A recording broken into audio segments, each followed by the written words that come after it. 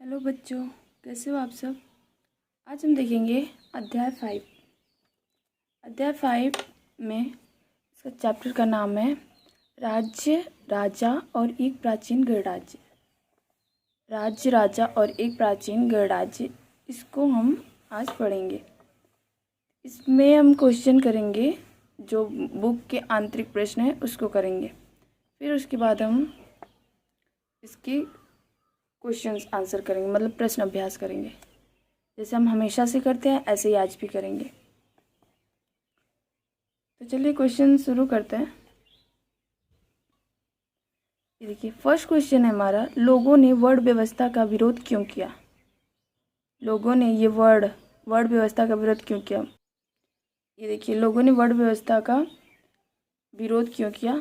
तो उत्तर है, वर्ण व्यवस्था के विरोध के निम्न कारण थे। पहला, कुछ लोग जन्म के आधार पर वर्ण निर्धारण नहीं मानते थे, सही नहीं मानते थे। वर्ण मतलब होता है जाति। तब जो था ना, वो जाति व्यवस्था को बांटा गया और तभी से आज तक की जाति प्रथा आज तक है हमारे देश में। तो ये जो है, कुछ लोग जन्म के आधार पर वर्ण। हेलो बच्चों, कैसे हो आप सब। आज हम पढ़ेंगे अध्याय 5। अध्याय 5 का हम क्वेश्चन आंसर करेंगे, वो भी आंतरिक क्वेश्चन, जैसे हम पिछले वीडियो में करते आ रहे हैं ऐसे ही आज भी करेंगे।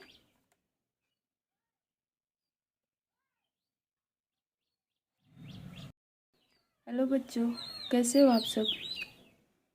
आज हम करेंगे अध्याय 5।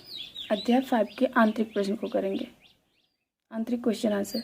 इसमें इस चैप्टर का नाम है हमारा राज्य, राजा और एक प्राचीन गणराज्य। ये हमारे चैप्टर का नाम है। और आप आज इसमें हम आंतरिक प्रश्न करेंगे, जैसे हम पहले करते आ रहे हैं। आंतरिक प्रश्न करते, फिर उसके बाद हम प्रश्न अभ्यास करते हैं, वैसे ही आज भी करेंगे। तो आज का हमारा क्वेश्चन है, आज का है, लोगों ने वर्ण व्यवस्था का विरोध क्यों किया। वर्ण व्यवस्था मतलब जाति, वर्ण मतलब होता है जाति। जो जाति व्यवस्था थी, लोग के जन्म के आधार पर जो लोगों ने तय कर दिया था, पुरोहितों ने तय किया था, जो पुरोहित थे उन्होंने तय कर दिया था, ये वर्ण व्यवस्था मतलब जाति के आधार पर कर दिया था। पहले जो था वो काम के आधार पर होता था, उसके बाद इन्होंने जाति के आधार पर कर दिया, जाति व्यवस्था कर दिया, यानी वर्ण व्यवस्था मतलब जाति व्यवस्था। तो लोगों ने इसका विरोध क्यों किया, तो आइए देखते हैं। ये देखिए, हमारा क्वेश्चन है पहला, ये है पाठ्य पुस्तक के आंतरिक प्रश्न। पहला क्वेश्चन है, लोगों ने वर्ण व्यवस्था का विरोध क्यों किया। उत्तर है हमारा, वर्ण व्यवस्था के विरोध के निम्न कारण थे। कई कारण थे ये वर्ण व्यवस्था के विरोध के।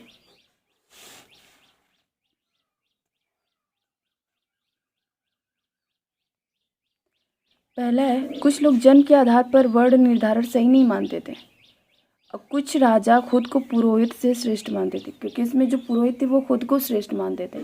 लेकिन यहाँ के कुछ जो राजा थे, कुछ राजा तो मानते थे कि हाँ, हम उनसे श्रेष्ठ नहीं है पुरोहितों से। पुरोहित मतलब होता है पंडित, पुरोहित मतलब पंडित जो हैं आज के, वही। तो कुछ राजा जो थे वो खुद को पुरोहित से श्रेष्ठ मानते थे, मतलब पुरोहित से ऊंचा मानते थे खुद को। और कुछ लोग व्यवसाय के आधार पर वर्ण निर्धारण ठीक नहीं मानते थे। कुछ लोग जो थे वो व्यवसाय के नाम पर वर्ण आधार निर्धारण को ठीक नहीं मानते थे। तब के समय में क्या था कि लोग जो काम करते थे उसी के आधार पर उनकी जाति बांट दी गई थी, और इसीलिए लोग ये वर्ण व्यवस्था का विरोध करने लगे थे। अब ये 4th नंबर कारण है हमारा, 14 कारण है। कुछ लोगों का मानना था कि अनुष्ठान संपन्न करने का अधिकार सबका हो। जो यज्ञ होते थे, जो यज्ञ अनुष्ठान होते थे, उसको संपन्न करने का सबको अधिकार मिलना चाहिए, उन लोगों का मानना था। क्योंकि तब के समय में सिर्फ पुरोहित जो थे पुरोहित कर सकते थे, और ये राजा जो थे वो कर सकते थे। तब तो स्त्रियों को भी जो यज्ञ अनुष्ठान करने की अनुमति नहीं थी। तो इसलिए कुछ लोग जो मानते थे वो अनुष्ठान संपन्न करने का अधिकार सबका हो, ये लोग सोचते थे। उम्मीद करती हूँ ये क्वेश्चन आपको अच्छे से समझ में आया होगा। अब नेक्स्ट देखते हैं, महाजनपदों के राजा ऋग्वेद में उल्लिखित राजाओं में से किस प्रकार भिन्न थे। 2 अंतर बताए हमें, महाजनपद के राजा और ऋग्वेद में उल्लिखित राजाओं में मतलब किस प्रकार भिन्नता थी, ये हमें बताना है। दूसरा नंबर क्वेश्चन हमारा, महाजनपदों की राजा ऋग्वेद में उल्लिखित राजाओं से किस प्रकार भिन्न थे? 2 अंतर हमें बताना है। तो चलिए देखते हैं उत्तर। महाजनपदों की राजा तथा ऋग्वेद की राजाओं में निम्न 2 अंतर थे। ये देखिए, ऐसे हम बना लेंगे, महाजनपद की राजा और फिर ऋग्वेद की राजा। यहाँ पे महाजनपद की राजा के बारे में लिखेंगे और इनसे इनकी किस प्रकार भिन्नता थी इसको हम लिखेंगे। तो यहाँ महाजनपद की राजा, पहला, राजा महल में रहते थे और उनकी बड़ी बड़ी राजधानियाँ होती थी। जो महाजनपद की राजा थे वो महलों में रहते थे और उनकी जो थी बड़ी बड़ी राजधानियाँ थी। लेकिन ऋग्वेद की राजा के पास ऐसा नहीं था। ऋग्वेद की राजा महल में नहीं रहते थे और न ही उनकी बड़ी बड़ी राजधानियाँ होती थी। फिर सेकंड नंबर है, राजा के पास, मतलब जो महाजनपद के राजा थे, इनके पास अपनी विशाल सेना होती थी, जबकि जो ऋग्वेद के राजा थे इनके पास अपनी कोई सेना नहीं होती थी। मतलब बहुत ज़्यादा फ़र्क है। इनकी बड़े बड़े महल होते थे, इनके महल नहीं होते थे। इनकी बड़ी बड़ी राजधानियाँ होती थी, इनकी राजधानियाँ नहीं होती थी। ये राजा के पास मतलब विशाल सेना होती थी और इस राजा के पास जो थी अपनी कोई सेना नहीं थी। इस प्रकार ये जो भिन्न थे।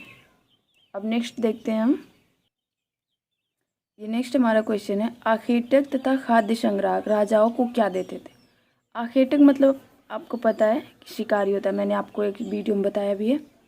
आखेटक मीन्स होता है शिकारी तथा खाद्य संग्राहक जो खाद्य को संग्रह करते थे। वो राजा को क्या देते होंगे ये हमें बताना है। तो आइए देखते हैं।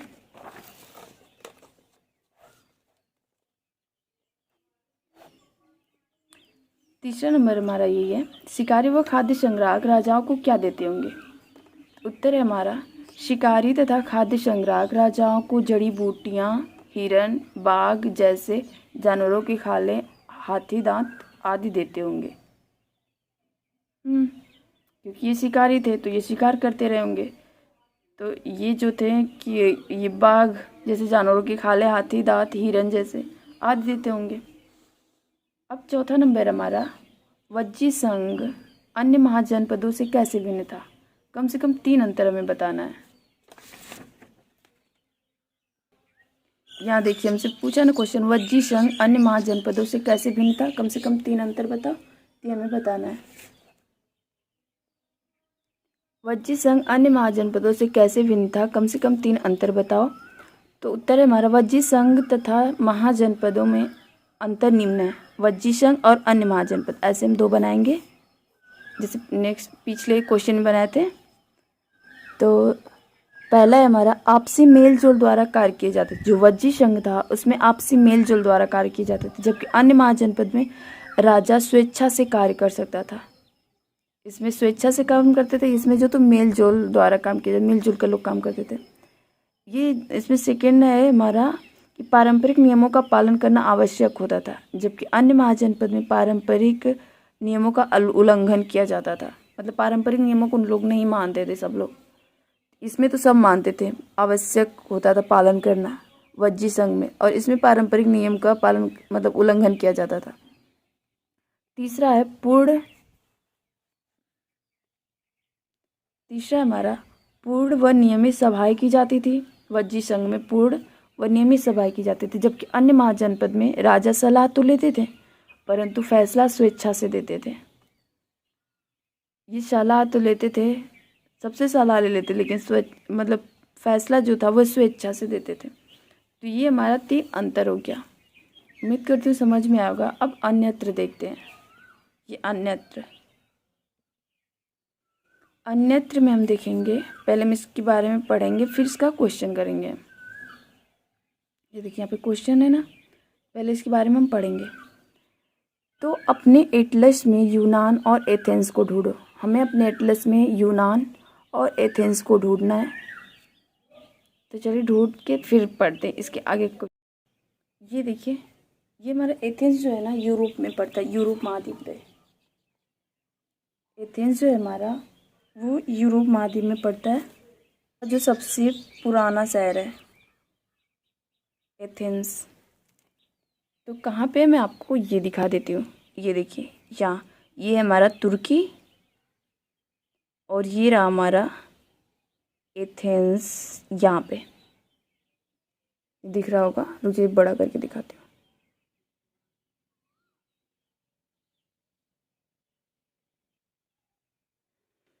तो यहाँ पे एकदम क्लीन दिख रहा होगा। ये देखिएगा आपका एटलस अगर होगा ऑक्सफोर्ड का तो पेज नंबर 63 पे होगा। पेज नंबर 63 एकदम सबसे नीचे यहाँ पे ये हमारा एथेंस है। इसी के बारे में हमें पढ़ना है। तो अपने एटलस में यूनान और एथेंस को ढूंढना है, जो हम ढूंढ चुके हैं। अब देखना है, अब आगे देखते हैं। लगभग 2500 साल पहले एथेंस के लोगों ने एक शासन व्यवस्था की स्थापना की। 2500 साल पहले जो एथेंस के लोग थे उन्होंने एक शासन व्यवस्था की स्थापना की, जिसे प्रजातंत्र या गणतंत्र कहते हैं। जिसे प्रजातंत्र या गणतंत्र कहते हैं उस शासन व्यवस्था को। यह व्यवस्था लगभग 200 सालों तक चली। ये जो व्यवस्था थी लगभग जो 200 सालों तक चली थी। इसमें 30 साल से ऊपर के उन सभी पुरुषों को पूर्ण नागरिकता प्राप्त थी जो दास नहीं थे।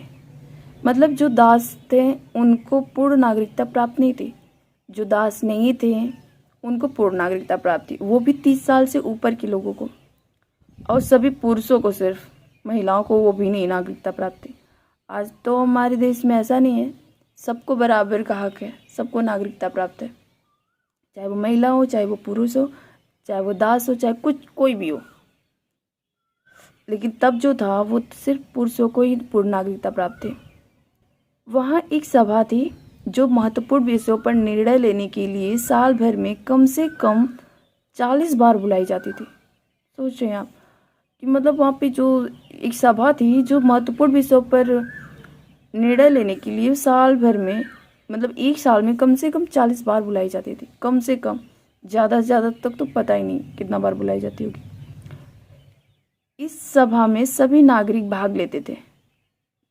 जिनको नागरिक वही होते थे जिनको नागरिकता प्राप्त थी, और नागरिकता वो मतलब जिसे प्राप्त थी वो सिर्फ पुरुष थे, और उसमें दास नहीं थे। जो दास थे उनको नागरिकता प्राप्त नहीं थी, यानी सिर्फ जो पुरुष थे वही भाग लेते थे। शासन के कई पदों पर नियुक्तियां लॉटरियां द्वारा की जाती थी। जो शासन की कई पद पर नियुक्तियां जो थी वो लॉटरी के द्वारा की जाती थी। और सभी नागरिकों को सेना और नौसेना में अपनी सेवाएं देनी होती थी। जितने नागरिक थे उस समय के, उनको जो सेना और नौसेना में अपनी सेवाएं देनी होती थी। औरतों को नागरिक का दर्जा नहीं मिलता था। आपको पता है ना कि यहाँ पे सिर्फ पुरुषों को मिला है, महिलाओं को नहीं। और पुरुषों में भी जो दास नहीं थे, मतलब जो गुलाम नहीं थे, उनको नहीं मिला है। अरे उनको मिला है, जो गुलाम थे उनको नहीं मिला है। देख रहे हैं कितना भेदभाव होता था तब। और औरतों को तो बिल्कुल नहीं, चाहे वो दास हो या ना हो, कुछ नहीं, बस औरत हो, उसे नागरिकता नहीं प्राप्त थी।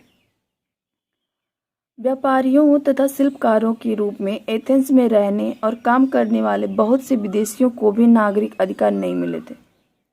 जो व्यापारी थे और शिल्पकार थे, वो एथेंस में जो लोग रहते थे, बहुत से विदेशी जो थे, उनको भी मतलब नागरिक अधिकार नहीं मिले थे। एथेंस में खदानों, खेतों, घरों और कार्यशालाओं में काम कर रहे दासों को भी नागरिक अधिकार नहीं मिले थे। आपको पहले ही यहाँ पे बताया गया है कि मतलब जो दास थे उनको नागरिकता नहीं प्राप्त थी। मतलब जो खदानों में, एथेंस की खदान मैं आपको बताती हूँ। केजीएफ आपने देखा होगा, ज़रूर देखा होगा। केजीएफ में जो जहाँ पे रहता है, वो जहाँ पे वो लोग रहते हैं, कोयला की खदान थी वहाँ पे, सोने की खदान उसको बोलते थे। वहाँ पे सब लोग काम करते थे, तो वो थी एथेंस। वैसे ही एथेंस की खदानों में जो काम करते थे उनको नागरिक का अधिकार नहीं मिला था। खेतों में जो काम करते उनको भी नहीं नागरिक का अधिकार मिला था। घरों में और कार्यशालाओं में जो काम कर रहे दास जो थे उनको नागरिक का अधिकार नहीं मिला था। तो इसमें हमसे क्वेश्चन पूछा, क्या एथेंस में वास्तव में जनतंत्र था, या फिर कहने को ही था कि प्रजातंत्र या गणतंत्र था। तो इन सबों को देख के तो नहीं लग रहा है, लेकिन देखते हैं था या नहीं था। अब यहाँ पे देखिए, क्या एथेंस में वास्तव में जनतंत्र था। तो मैंने बोला ना कि वहाँ पे ना औरतों को नागरिकता प्राप्त थी, ना दासों को प्राप्त थी। सिर्फ जो 30 साल के ऊपर के पुरुष थे, वो भी जो दास नहीं थे, उनको बस नागरिकता प्राप्त थी। तो ऐसे में कैसे कर सकते हैं वहाँ पे जनतंत्र था। तो एथेंस में जो था जनतंत्र नहीं था, क्योंकि औरतों को नागरिकता का दर्जा नहीं प्राप्त था। दूसरा है कि खदानों, खेतों, घरों और कार्यशालाओं में काम कर रहे दासों को नागरिक अधिकार नहीं मिले थे, इसलिए एथेंस में जनतंत्र नहीं था। उम्मीद करती हूँ आपको समझ में आएगा। अब नेक्स्ट देखते हैं। नेक्स्ट है हमारा कल्पना करो। हमें कल्पना करना है कि वैशाली के उस सभागार में तुम अंदर झांक रहे हो जहां मगध की राजाओं द्वारा आक्रमण का सामना करने के विषयों पर चर्चा की जा रही है। तुमने क्या सुना? हमें ये बताना है कि वैशाली, हमें कल्पना करना है कि वैशाली के उस सभागार में आप अंदर झांक रहे हो जहाँ पर मगध की राजाओं द्वारा आक्रमण का सामना करने के विषयों पर चर्चा की जा रही है। तो उसमें आपने सुना क्या? वहाँ पे आक्रमण करने की, कैसे आक्रमण करने होंगे, क्या उसमें करना पड़ेगा, अगर वहाँ पे राजा क्या बातें कर रहे थे, आपने उसमें से क्या सुना होगा? तो देखते हैं। हम लोग तो पढ़े हैं तो हमें पता है क्या सुना है, तो करते हैं आंसर इसका। तो इसका आंसर होगा कि वैशाली की सभागार में राजा मगध की विशाल सेना के विषय में चर्चा कर रहे थे कि मगध के पास पैदल, रथ और हाथियों की बहुत बड़ी सेना है और उसका मुकाबला कैसे किया जाए। सभी राजा घबराए हुए थे। इसे हमने यही सुना कि वैशाली के सभागार में राजा जो थे मगध की विशाल सेना के विषय में चर्चा कर रहे थे कि मगध के पास पैदल सेना है, रथ है और हाथियों का बहुत बड़ी सेना है और उसका मुकाबला कैसे किया जाए। इसी बात को लेकर सभी लोग चिंतित और घबराए हुए थे, सभी राजा। ये हमने देखा और गया ना आसानी से।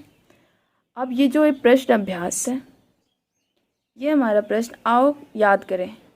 तो पहला है सही या गलत बताओ। क नंबर है, हमें इसमें सही या गलत बताना है। तो क नंबर है हमारा, क नंबर है अश्वमेध के घोड़े को अपने राज्य से गुजरने की छूट देने वाले राजाओं को यज्ञ में आमंत्रित किया जाता था। हाँ, अश्वमेध के जो घोड़े थे उसको राज्य से गुजरने की छूट जो देते थे जो राजा, उसको यज्ञ में आमंत्रित किया जाता था। और जो राजा छूट नहीं देते थे, अगर उस घोड़े को पकड़ लेते थे तो वो मतलब एक तरह से अब खुद से युद्ध की चेतावनी दे रहे हैं, तो उन्हें यज्ञ में नहीं आमंत्रित किया जाता था। जो राजा उसे मतलब गुजरने की छूट देते थे उन्हें आमंत्रित किया जाता है, यानी कि ये हमारा सही है। फिर ख है राजा के ऊपर सारथी पवित्र जल का छिड़काव करते थे। ऐसा तो हमने कहीं नहीं पढ़ा, यानी कि राजा के ऊपर जो सारथी थे वो पवित्र जल का छिड़काव नहीं करते थे, ये हमारा गलत है। ग हमारा पुरातत्वविदों को जनपदों की बस्तियों में महल मिले हैं, जनपदों की बस्तियों में महल नहीं मिले हैं, यानी कि ये भी गलत है। ग हमारा चित्रित धूसर पात्रों में अनाज रखा जाता था। तो नहीं, चित्रित धूसर पात्रों में अनाज नहीं रखा जाता था। अब है अंगा कि महाजनपदों में बहुत से नगर किलाबंद थे। तो हाँ, महाजनपदों में बहुत से नगर किलाबंद थे, क्योंकि वो मतलब एक तरह से सुरक्षा के लिए अपने रखे थे कि अगर कोई आक्रमण करे, कोई राजा उनके राजधानी पर, तो वे उन्हें बचा सके, खुद को अपने आप को सेफ्टी रख सके, इसलिए उन्होंने अपने नगर को जो था वो किला बंद किया हुआ था। तो उम्मीद करती हूँ ये आपको समझ में आएगा। अब नेक्स्ट है हमारा, नीचे दिए गए खानों में निम्न शब्दों को भरो। हमें ये जो खाने नीचे दिए हुए हैं इसमें निम्न शब्दों को भरना है।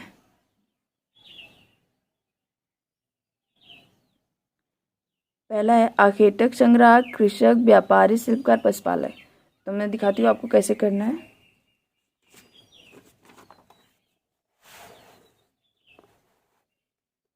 ये देखिए, यहाँ पे लिखा है महाजनपद का राजा। अब यहाँ पे हमें भरना है कि व्यापारी भी थे, कृषक भी था, शिकारी संग्राहक भी थे, पशुपालक थे और शिल्पकार थे। ऐसे हमको भरना है। इसमें हमें इतना दिया हुआ था, इसे हमें बस भरना है। तो ऐसे कर करके हम इसको भर लेंगे। उम्मीद करती हूँ क्वेश्चन समझ में आया होगा। अब नेक्स्ट है हमारा, समाज में वे कौन से समूह थे जो गढ़ों की सभाओं में हिस्सा नहीं ले सकते थे। समाज के वो कौन से समूह थे जो गढ़ों की सभाओं में हिस्सा नहीं ले सकते थे। तो हम लोग पढ़ा ना पिछली वाली वीडियो में, तो जो स्त्रियां थे, दास थे, कमकार मतलब वो वे होते हैं जो लैंडलेस, मतलब जो भूमिहीन होते थे, जो दूसरे के खेतों में काम करते हैं, उनको हम कमकार कहते हैं। जो लेबर होते हैं, मतलब खेतों में काम करने वाले लेबर, जिनके पास खुद के खेत नहीं होते तो दूसरे कोई खेतों में काम करते थे, वो उन्हें हम कम्मकार बोलते हैं। तो स्त्रियां, दास तथा कम्मकार गणों की सभाओं में हिस्सा नहीं लेते थे। ओके, अब नेक्स्ट है हमारा, आओ चर्चा करें। हमें चर्चा करना है। तो पहला ये 4 नंबर क्वेश्चन हमारा, महाजनपद की राजाओं ने किले क्यों बनवाए थे, इस पे हमें चर्चा करना है। तो हमें पता है ना, महाजनपद के राजा जो तो वो बाहरी आक्रमण से बचने के लिए अपने किलाओं को बंद करते थे, किलाबंदी करवाते थे, किले बनवाते थे अपने नगरों के बाहर।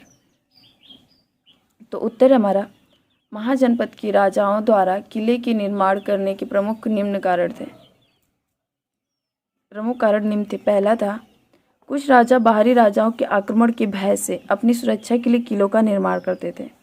और दूसरा है, कुछ राजा अपनी शक्ति तथा समृद्धि का प्रदर्शन करने के लिए किलों का निर्माण करते थे। कुछ राजा जो थे वो तो भय से, कि किसी अन्य राजा के भय से कि आक्रमण करने से वो किलों का निर्माण करते थे। दूसरा कारण ये भी था, हो सकता है कि ये अपनी शक्ति का प्रदर्शन करने के लिए, अपनी समृद्धि का, कि मतलब वो कितने धनवान है, इसका प्रदर्शन करने के लिए वे किलों का निर्माण करते थे। उम्मीद करती हूँ ये भी आपको समझ में आया होगा। अब नेक्स्ट देखते हैं।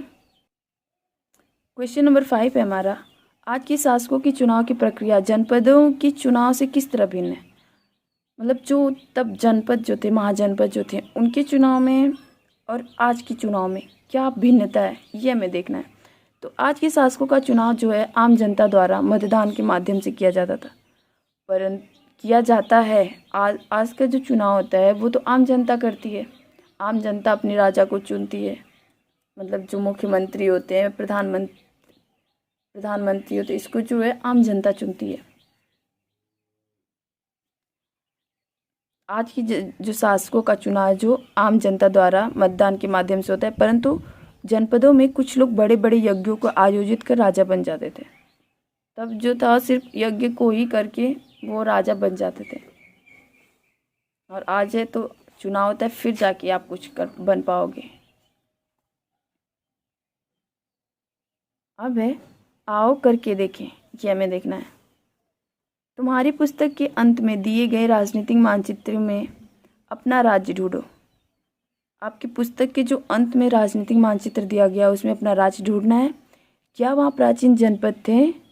अगर हाँ तो उनके नाम लिखो, और अगर नहीं तो अपने राज्य के सबसे नज़दीक पड़ने वाले जनपदों के नाम बताओ।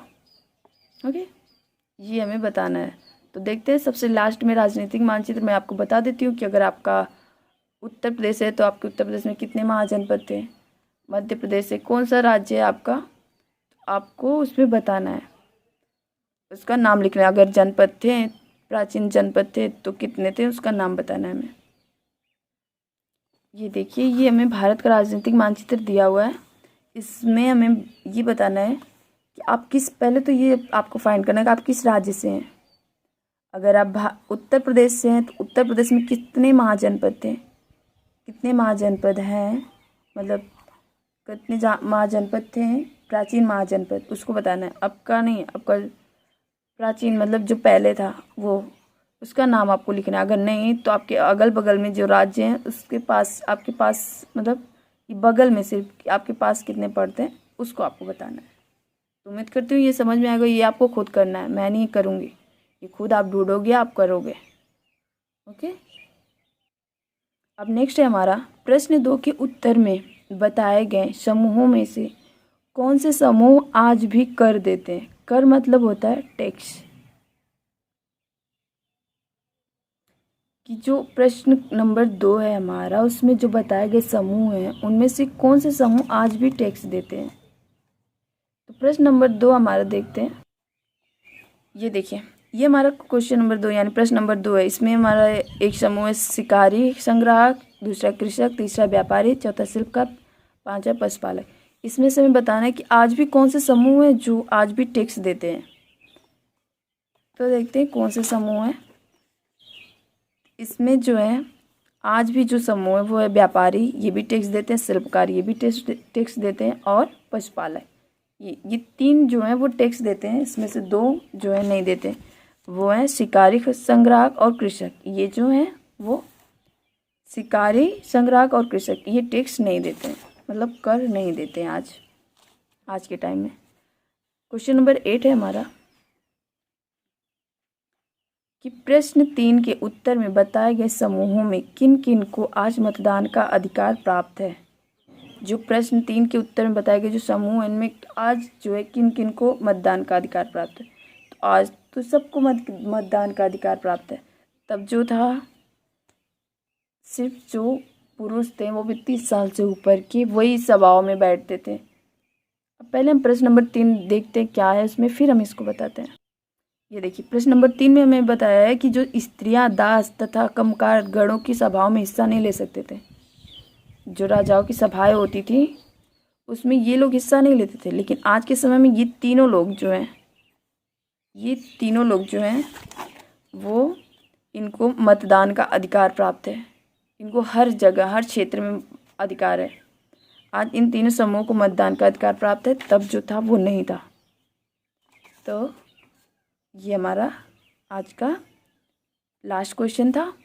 उम्मीद करती हूँ कि जितना आपको बताई हूँ सब आपको समझ में आया होगा, और अगर समझ में आया तो कमेंट करें और अपने दोस्तों में भी शेयर करें। और चैनल को अभी तक सब्सक्राइब नहीं किया है तो प्लीज़ चैनल को सब्सक्राइब करें। धन्यवाद।